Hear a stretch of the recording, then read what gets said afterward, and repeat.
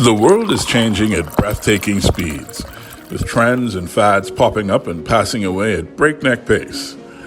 Against that backdrop of nearly constant upheaval, we welcome you to the Sunday Scotch Society.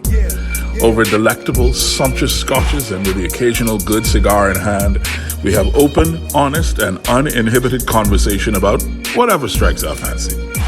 Whether it's the critical issue of the day or a deep dive down the rabbit hole, we take it all seriously while having a good time. Join us for a stiff drink and a great conversation. Matthew B. Kelly, good day to you. A good day to you, K. Quincy Parker. How, in the name of all that is decent and holy, are you?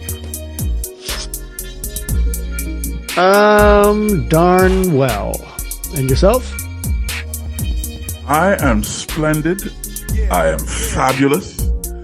I believe that I might just be, in fact, oh dear, dare I say this?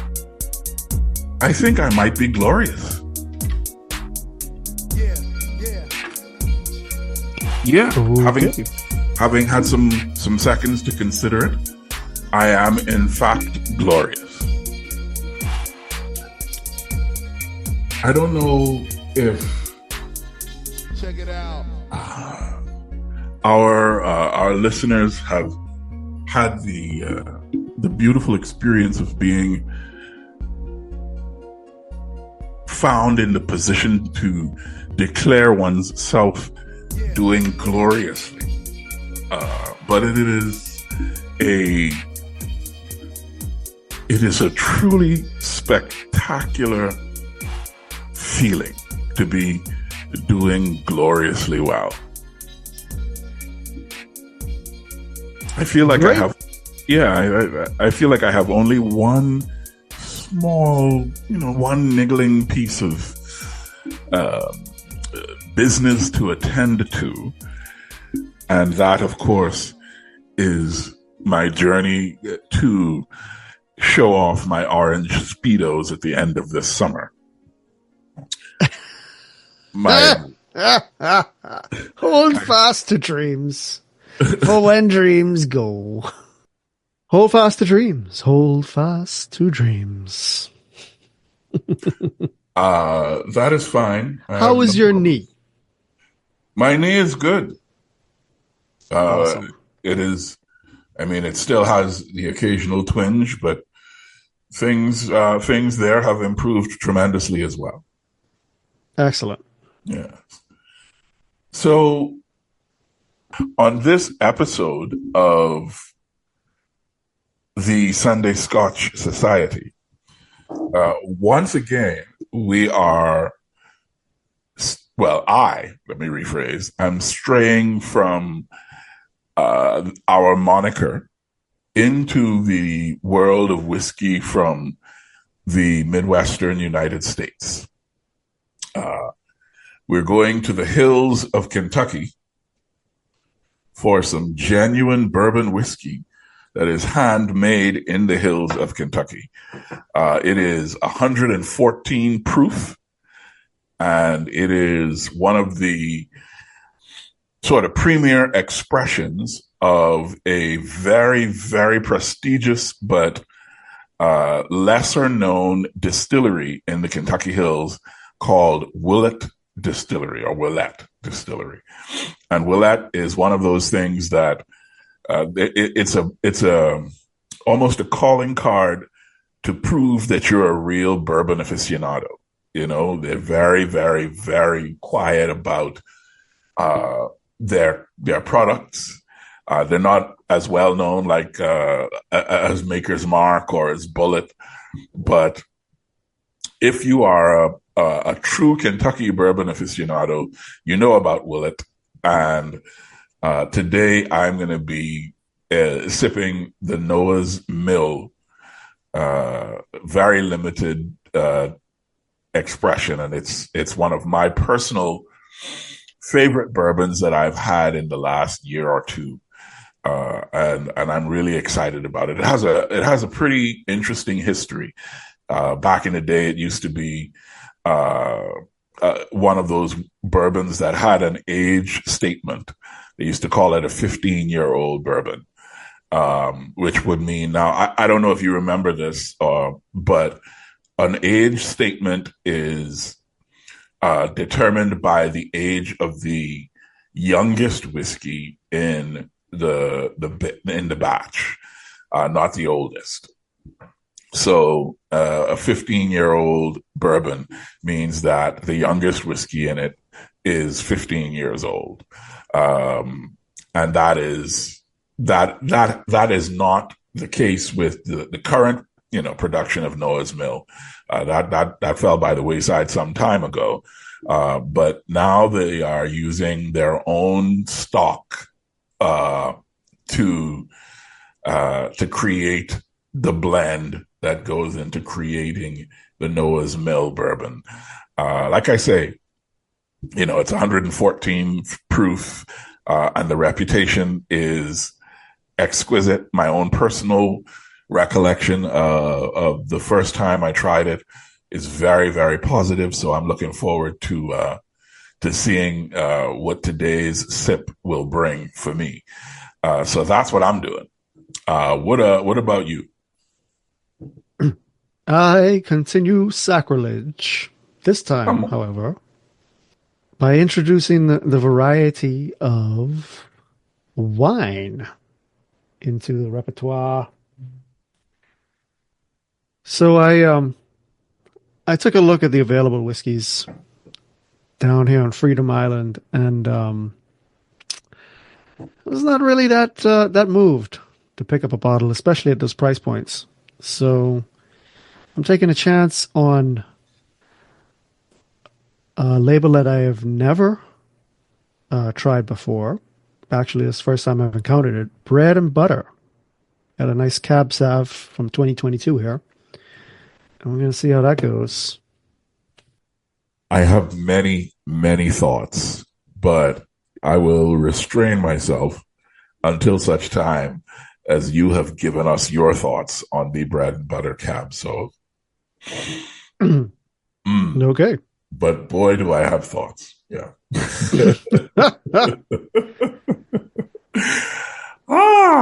It sounds like this is going to be lively and provocative.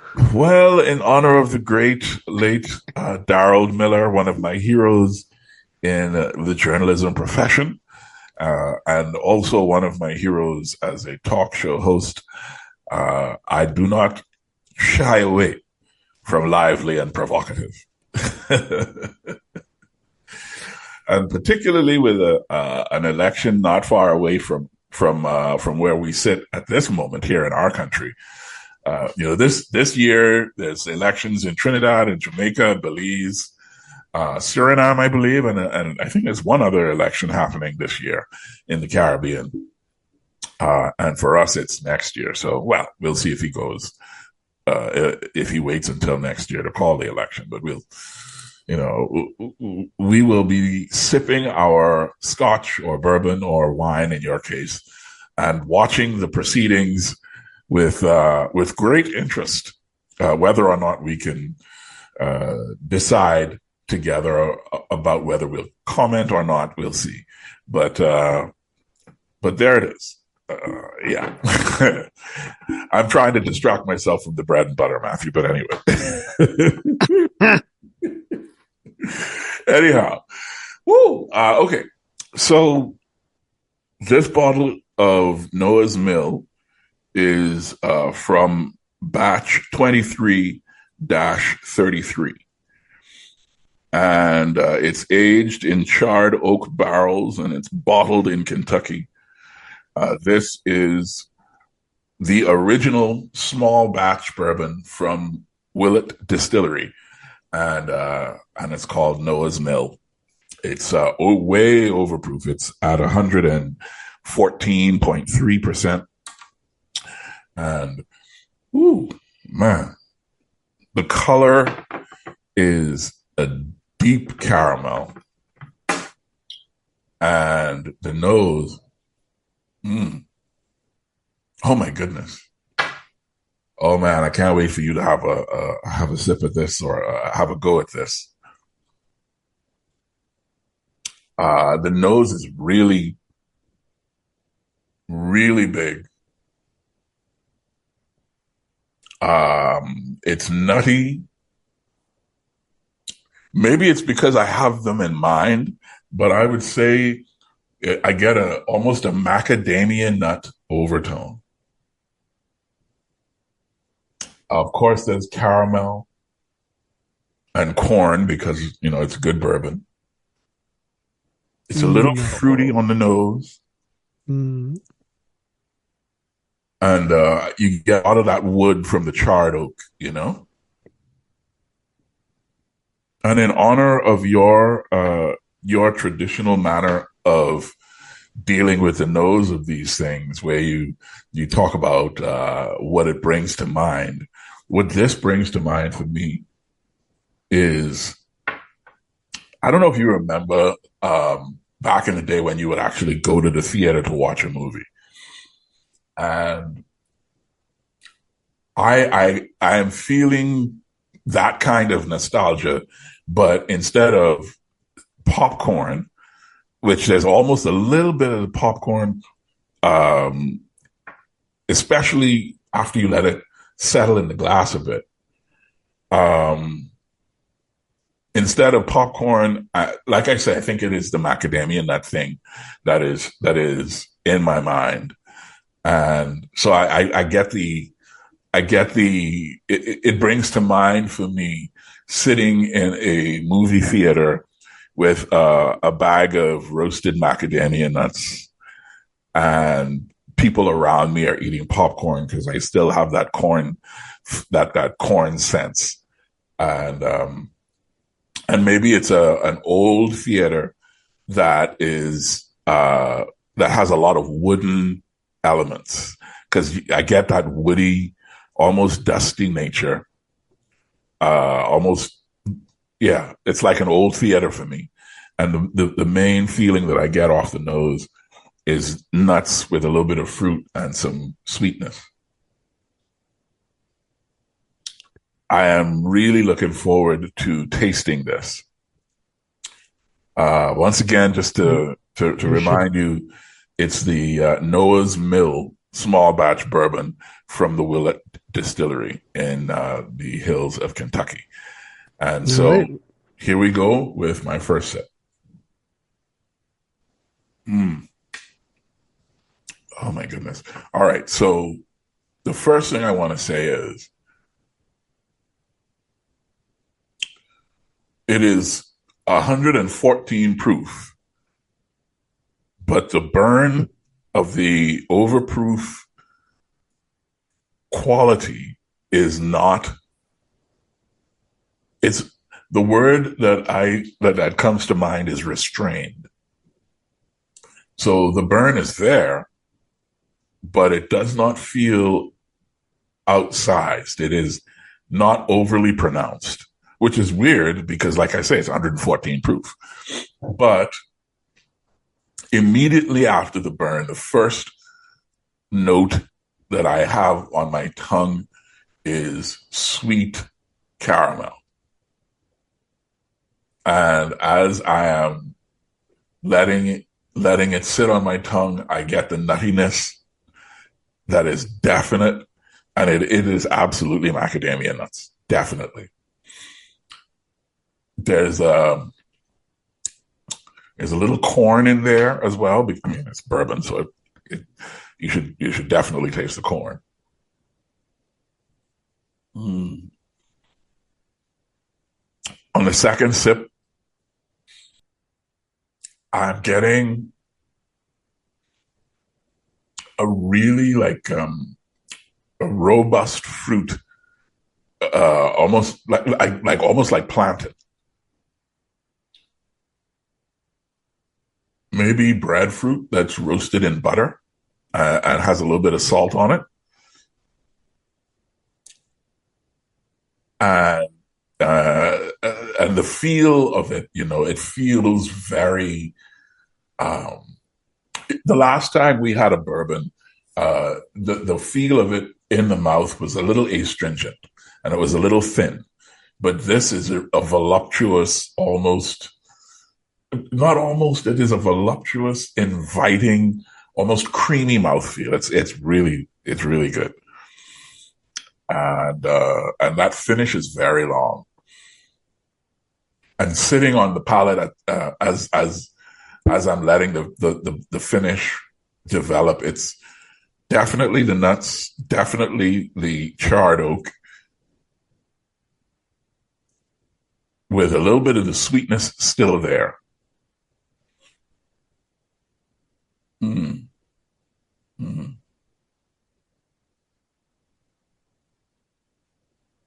Mm. Yeah. And in your reading about bourbon,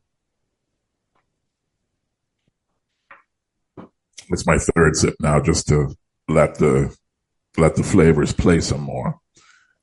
But in your reading about bourbon, I'm sure you've come across this phrase before, a Kentucky hug. I have not. You haven't? No. Oh, okay. Describe the Kentucky hug. You know this as the burn in the chest, but a Kentucky hug is the way they talk about that warm feeling that you get in the upper body, that you feel like it's almost like you feel the bourbon going down into your chest and spreading into your lungs. They refer to that as the Kentucky hug.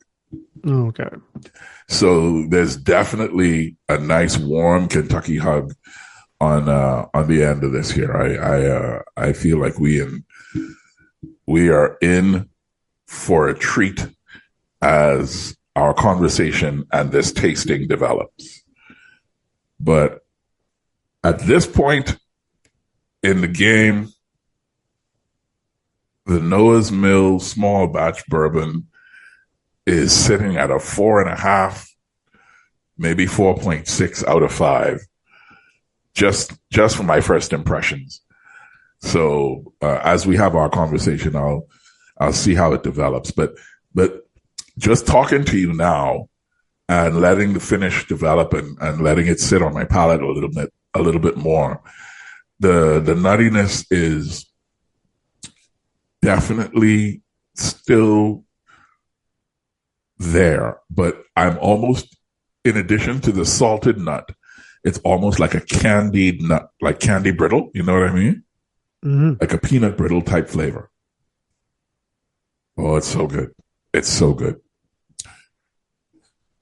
I have seen people talk about how, when reviewing this, the really sort of elitist bourbon drinkers long for the days of the 15-year-old age statement version.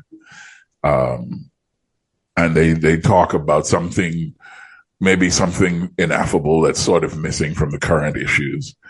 But I think that they are full of it, because this is almost the perfect Kentucky bourbon as far as I'm concerned.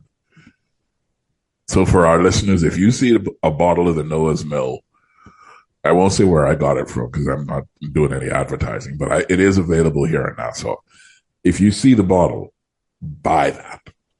Brace yourself because it's overproof, but it is worth the sip for sure. For me, Matthew, this is definitely on the list. I don't even need to wait for the conversation to develop to tell you that. For me, This is on the list. Yeah, well, I mean, that presents a huge difficulty. Because I don't know that you have the restraint required to let me taste it so that it could get on the list.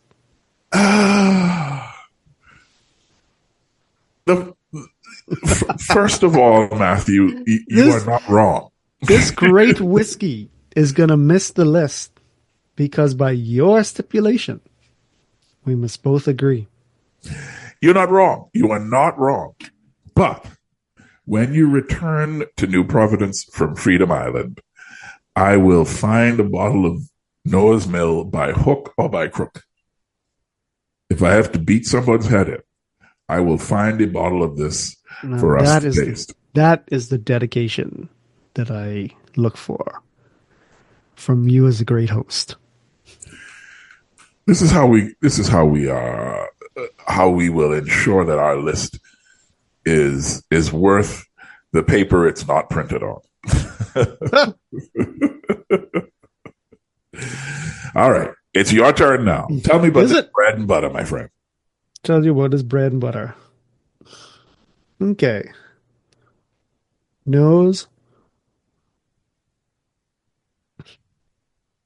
So, first, I'm just going to say, at the price point that this is, which is about $25 here, so I expect it to be, I don't know, 20-ish in Nassau. Off to a not bad start. I'm not turned off by this.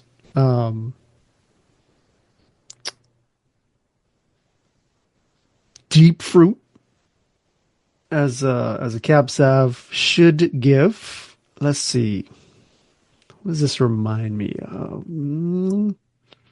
Getting a little bit of currant coming through. A little bit of a spice note. I would not say black pepper. I'm just going to let that linger. See if anything else comes up.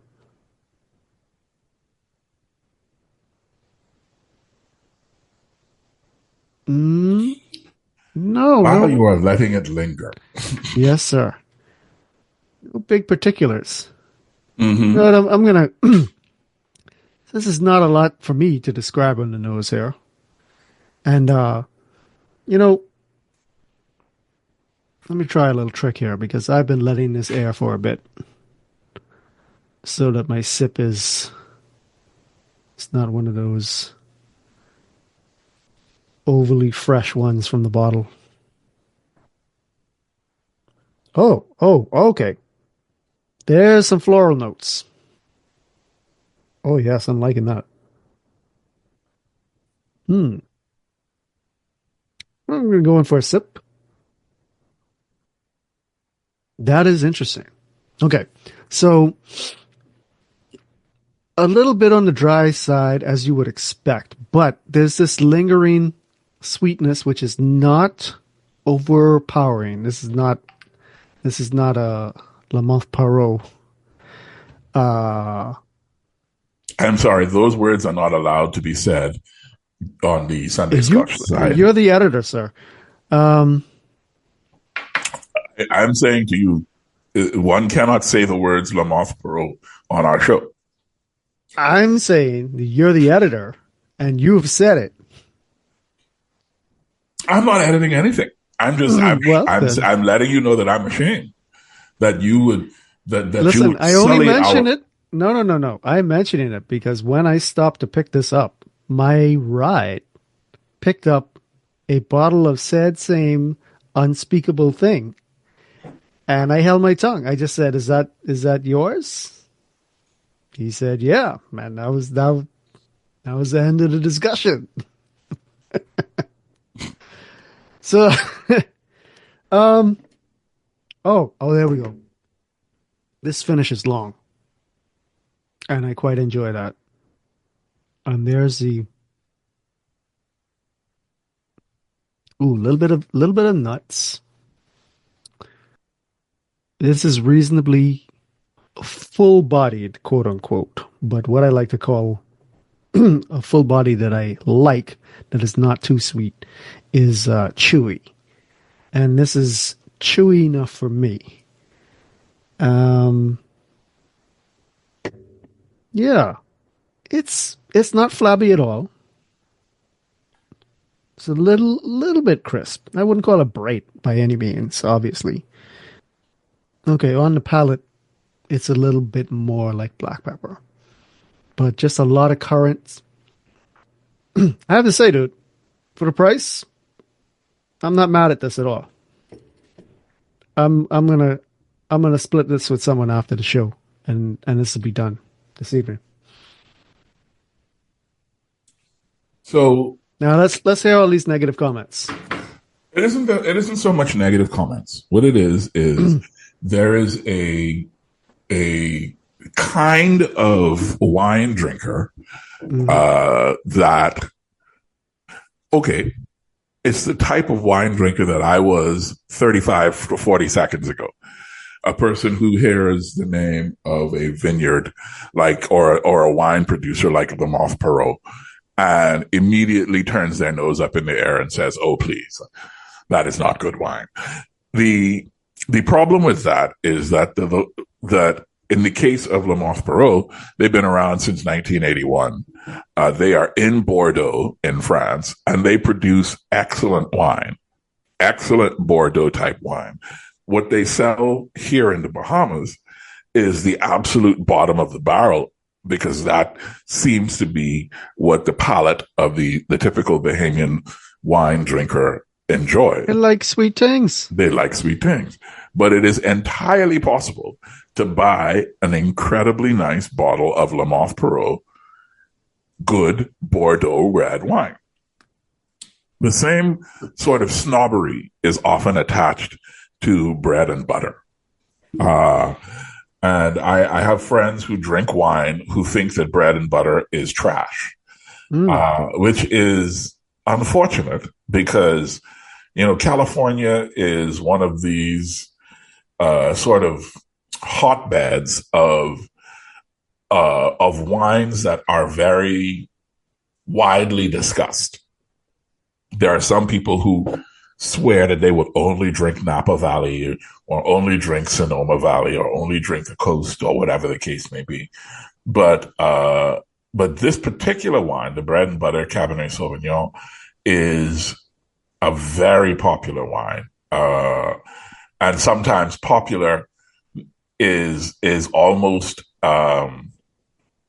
it's almost a curse word when there are people who are interested in demonstrating their superiority involved, right? So I was very curious to hear what your thoughts were about this wine, because I have heard so many wine drinkers dismiss it out of hand just because it's a popular bottle of wine, as if somehow that lessens the quality of the drinking experience. Well, I'm glad that I did not listen to them, because as you were speaking, a roasted buttery flavor developed from a sip as I was listening to you. I've gone from not mad about this wine to quite happy with this wine for $25. In the U.S., generally, it's very cheap. It's $14. Yeah. Here, I'm sure it costs twice that at least, right? But 25. No, it's not that bad. It's not that bad. Ooh. Yeah. And you buy it in a restaurant, of course, it's going to be $40 to $50 for the bottle, right? Maybe even $60 to $70 because, quote unquote, they gotta do the restaurant thing, right? Mm-hmm. But every review that I have read by people who are not snobs and are only interested in whether they enjoy the wine or not, every single review that I've read of the bread and butter Cabernet Sauvignon tells me it's a good wine. Literally everyone. Yeah, and this is different enough to some of my other favorites that I could put this on a rotation. Yeah, I'm trying to find a bad review, and it is. Let's see. Is it the best wine? Should it cost out of the store $50? No, but I look for a bad review, and the first review that comes up from 2023 is it is definitely bold, slightly spicy, earthy, and flavorful. This is an excellent wine for the price and delivers a great blend of bold flavors. And literally, that's the first bad review that I've found. Now, if I go on to Reddit, now, of course, you go on to Reddit, that is Uh, it is. Well, actually, Yeah, precisely. The first thing I see here is it's a bit silly in my opinion. It's like wine with clown shoes on, completely over the top, not going to age well, not to be taken too seriously. That's a wine snob if I've ever heard one, right? I mean, come on, wine with clown shoes on, really? But it is what it is. So I'm very interested to hear how you feel like it develops over the course of the conversation. good. I'm curious, Matthew, about whether or not you have heard of this phenomenon called the silver economy.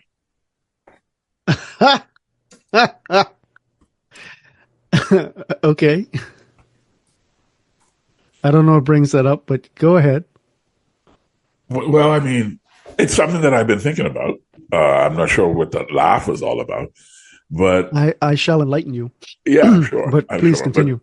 But for our listeners who may not be familiar, the silver economy is the economic system that serves the needs of older people, including production, distribution, and consumption of goods and services targeted at the older population.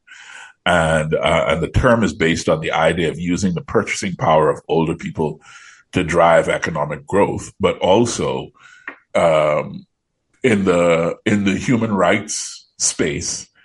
In the last little while, people are sort of trying to turn the economic focus into a quality of life focus as well, which I find fascinating. And it's something that I've been paying attention to because I've seen in other Caribbean countries governments sort of starting to focus on the older portion of their constituencies with specific programs aimed at trying to enhance the life experience of the people who would make up the quote unquote silver economy. And it was interesting enough that I thought, let me bring this up with Matthew and see what his experience and his thoughts might be. And let me tell you, my fourth sip of the Noah's Mill small batch bourbon from the hills of Kentucky, it's been sitting in the glass for a bit. So that overproof kind of ethanol, really high alcohol, has toned down, way down. And now it is just a symphony of nuttiness with a hint of corn and some sweet caramel and maybe a little bit of breadfruit. Like I say, it's just playing exquisite music in my taste buds right now. I love it. I'm loving the heck out of this. I love that you love it. I didn't mean to interrupt, but yeah. So the silver economy. What are your thoughts? Well, what you do not know up to this point, and I'm really only privy right now to disclose this, is that this is indeed the big project that OurLink is working on. We are an executing agency for a program coming out of the IDB lab to actually engage with the silver economy. And I'll talk about this more. I won't dominate the show, but I'll talk about this more in the future. But that's what the laugh was about, is because we've been spending months on this, and you just out of the blue sort of brought it up. So that was hilarious. I could imagine. But yeah, I mean, it's a thing though. I mean, clearly, if the IDB is focused on it, it is something that has garnered the attention and focus of the research and scholarship community in our region. But for a country I could say two things, really, just broadly speaking, about the silver economy. One is that we live in a time where there are a lot of setbacks in certain things, right? And on a sort of bumpy day-to-day scale, month-to-month scale, maybe even year-to-year, things could look kind of down depending on what you're talking about at any given point in time. And people lose sight of the spikiness of a trend line that is, despite the feeling of, oh my God, this is up and down, and mostly down is how it feels just because that's the way human minds work, trending up. And the line that I'm talking about is caring about other people, human rights, getting people generally around the world in better positions. Can it be done better? Of course it can, right? But really, can we bemoan the fact that 100 years ago we couldn't have a conversation around the silver economy? What the hell is that? 50 years before that, there are hardly any silver people around for there to have been a fledgling bit of that at all.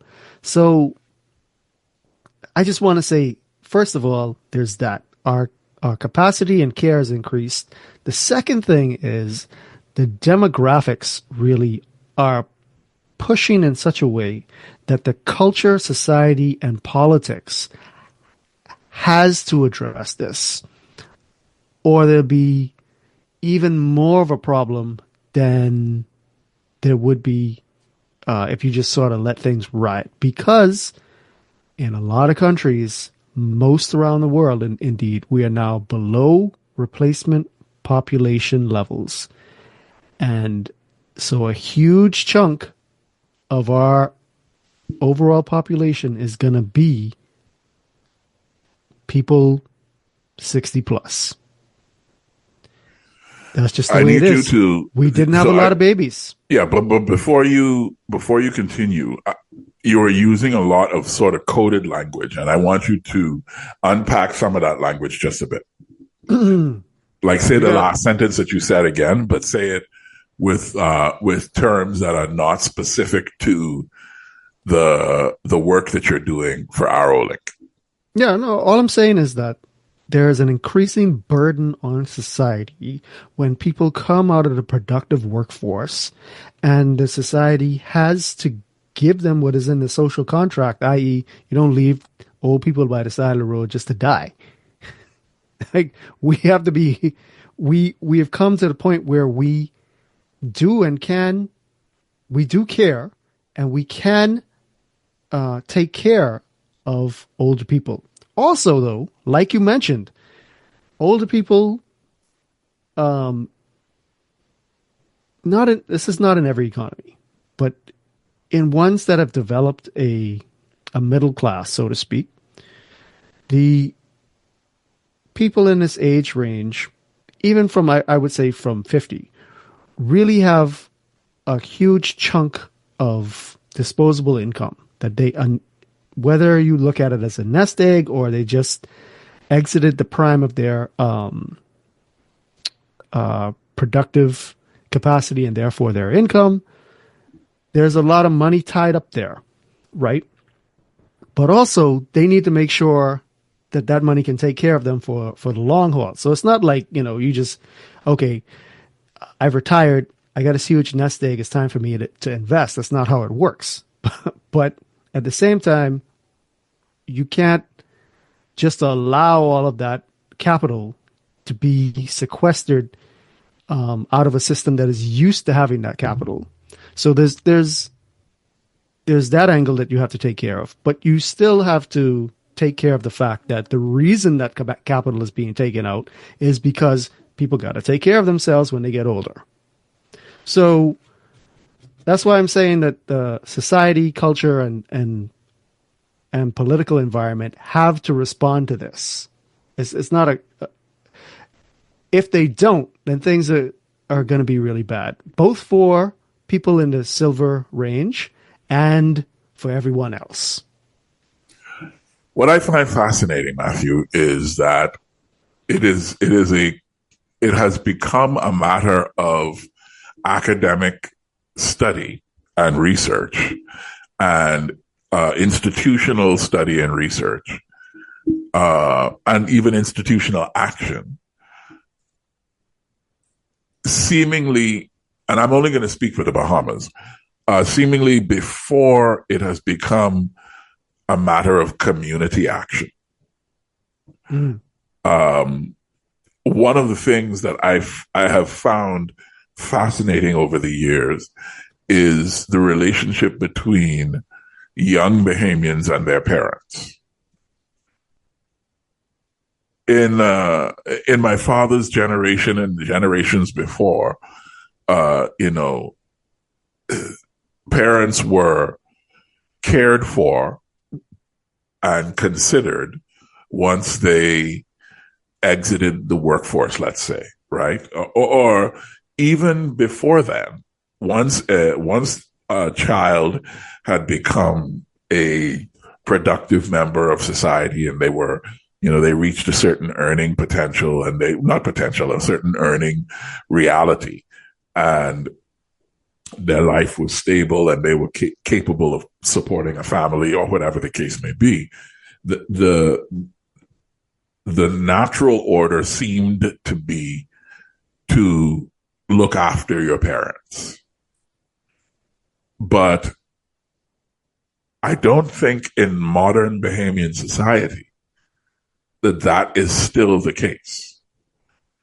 I think parents have been cut loose as society has atomized and people have become so focused on themselves and their own needs that what is essentially an alienated generation of people are left to their own devices. And whatever that means in terms of outcomes, it seems that we generally are not, as a society, again, I'm only speaking for the Bahamas, we generally do not seem to give two hoots about the people who make up, quote unquote, the silver economy. They are invisible in our government policy. They are invisible in our religious and community expressions. I don't even think that the majority of people listening know what the Persis Rogers home is, much less have ever visited. Do you know what I'm saying? Yeah. So I find it interesting that ArrowLink is working on this, but I think that it's a space where I think beyond conversation, I think we need drastic action in terms of trying to make a silver economy a reality. Yes, let's recognize that there is economic potential in this community. And perhaps through recognizing economic potential, we will, as a society, find a way to value these people. Yeah, well, I mean, that's where, from my personal point of view, this is such a tricky thing, is that the primary focus of silver economy I'm sorry, I'm interrupting. I apologize, but I want to say this before you say what you're about to say. The primary focus of the silver economy, from my reading and from my interactions with people in the multilateral space, seems to be finding a way to allow older people to live a more independent life, right? Not so much looking after people in their old age, but enabling people who are older to live more full, independent, fulfilling lives. I get that. I absolutely get that. But it just seems to me that in a country like the Bahamas, there are some fundamental issues that we have to address even before we start talking about emancipating these older people to live these free, full, independent lives. That's the last thing I wanted to say. Go ahead. I mean, to what you're saying, an ounce of prevention worth a pound of cure. But the other thing is, like, we were on a call with a fund that was actually spun up for this in the Latin America, Caribbean region, and the thing that a lot of people are missing, like they come into this sector and they've joined that particular fund's accelerator and they have great ideas, but a problem with a huge chunk of those people looking to address issues is that it's not economically scalable. And that work is good, right? Let's say you want to just empower people 60 plus to make sure that they know what they should be doing nutrition-wise, exercise-wise, etc. Let's say you want to go a step further and you want to enable programs for them to actually be able to do those things, right? The question is, what is the sustainability of that? And how do you create an economy that is efficient enough that it can actually sustain itself and grow and scale so that you are solving the problem in a way that doesn't depend on these bottlenecks and single points of failure, such as government funding. So that for me is the real sticky part of the issue. We could identify a bunch of things that we should and could do, but it's sort of like becoming prime minister or president, right? Anyone can,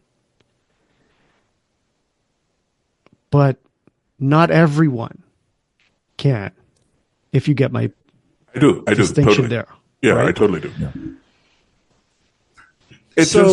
Sorry, go ahead. I think without being too capitalistic about it, it's important that second word in the distinction, silver economy, that the economy must be designed in such a way that it's actually working towards what you're trying to achieve. So, in addition to thinking about it in economic terms, right? I mean, but let's we're rounding down the hour here. So, oh man, yeah, I know this is a thing that clearly is going to have to come up a couple of more times before we even get to really talking about this properly.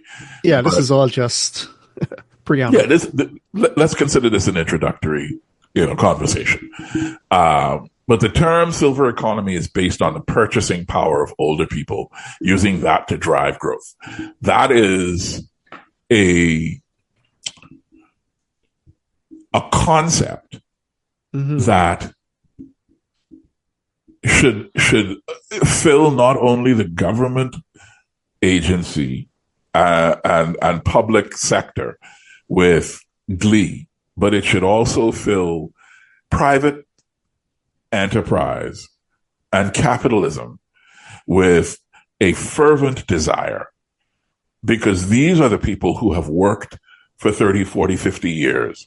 These are the people who have saved up 6 figures, 7 figures in some cases. These are the people with real money to spend. And yet somehow they seem invisible in the economy, like the larger economy.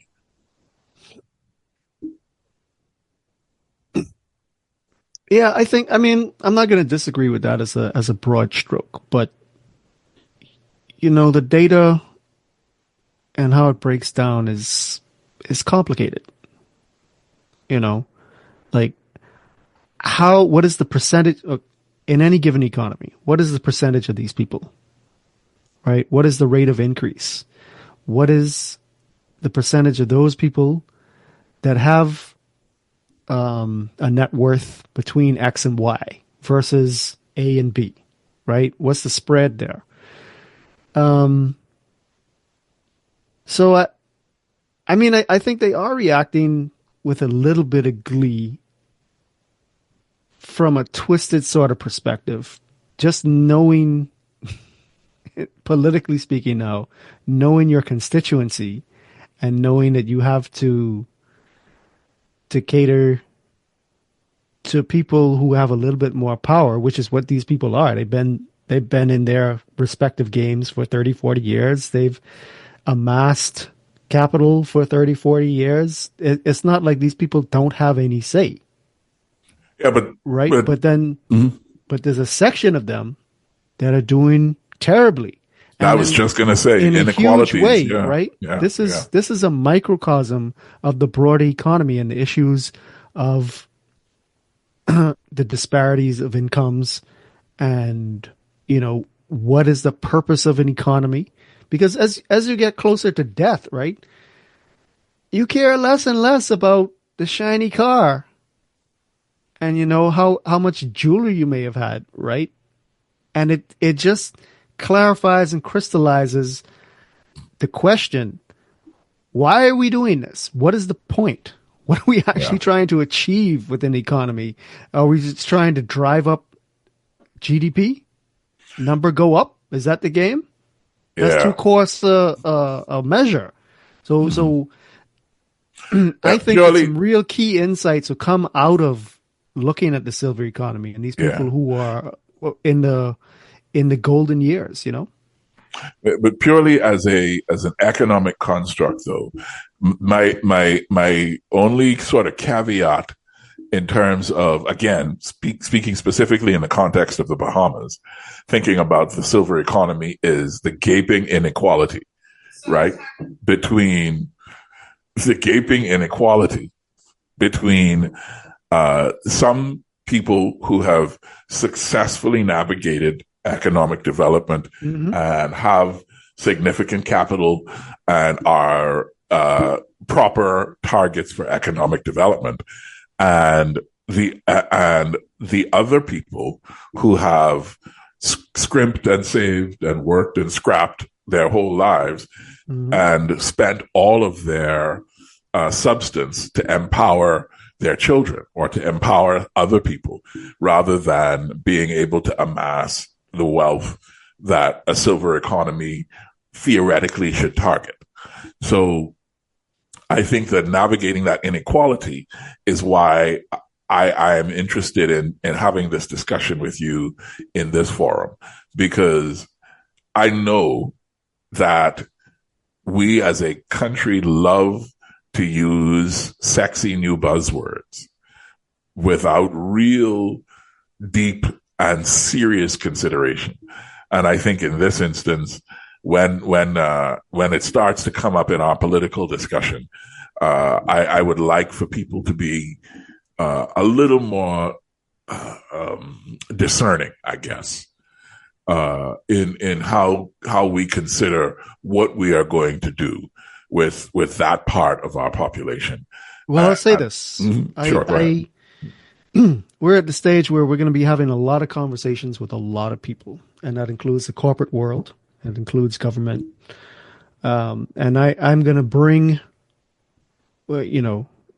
keeping people's identities private, I'm going to bring a lot of what they express, as well as my own views, into this conversation as it develops over the year. That's cool. All right. So you've had some time. It has had some time to sit on your palate and develop. And now you will give me the summation of your thoughts on the bread and butter Cabernet Sauvignon. Not to be cheesy, but early last year, or perhaps late the year before, I sat down with my wife for a candlelight steak dinner that I had not made up to that point in 10 years, with a beautiful butter sauce, and a nice wine. And this just transports me back to a nice medium rare juicy steak in the candlelight. That's where I'm going to leave this bread and butter cab sav. So you join the legions who believe that this is an excellent bottle of wine at the price point and an enjoyable drinking experience. I am personally quite happy. Buttery on the palate as we speak. All right. Well, my Noah's Mill small batch bourbon. Again, the bottle that I am sipping is from batch 23-33, from the hills of Kentucky, from the Willette Distillery, one of the most storied bourbon distilleries, and very quiet. Like I say, it's an insider's brand, and my sip of this is still, as I take my last sip for the show, it's sat in the glass. And like I say, that overproof ethanol thing just went away. And so on the palate now, it's just nutty. It's corn. It's breadfruit roasted in butter. It's so good. It's so good. I can't wait for you to taste this thing, man. I can't wait either. But something that I meant to mention is that for a 13.5 ABV, like, it doesn't show up at all. Now, I know that's low when you're talking about whiskeys and whatever, but this is not. But for a wine, 13.5 is actually not weak. That's a pretty strong wine. Yeah. So I mean, the big, huge cabs are only 15% ABV. So yeah, like a 13.5 ABV, that's some pretty heavy alcohol for a wine. Yeah. Yep. To me, it's only affecting body in a nice way, and it's not forward at all. It's good stuff, man. Yeah. But I look forward to this whiskey. I look forward to getting back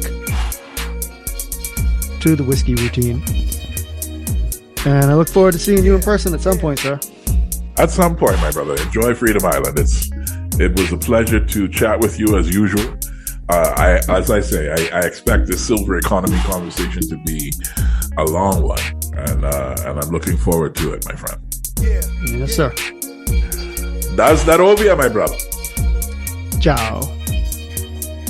I am going to share this bourbon with one of my favorite drinking partners, just to get an objective response. Because for me, I can't wait for you to taste this shit, Matthew. It's incredible. I honestly look forward to it. Even though bourbon is not my favorite, you spun a tale, macadamia nuts. That's not something to miss. Yeah. We can see. Well, I'm gonna go split this bottle with Ira.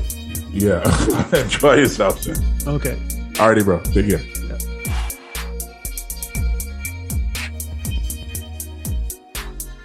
Check it out.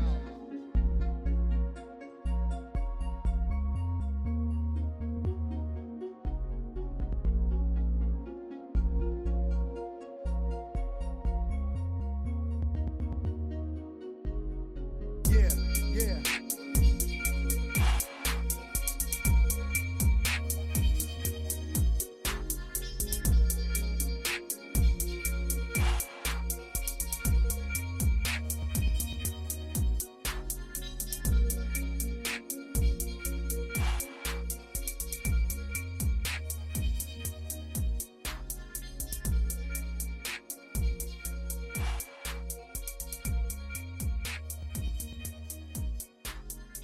Check it out.